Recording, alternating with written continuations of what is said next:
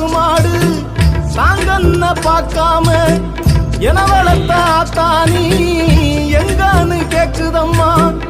ஊரில் உள்ள தெருநாயும்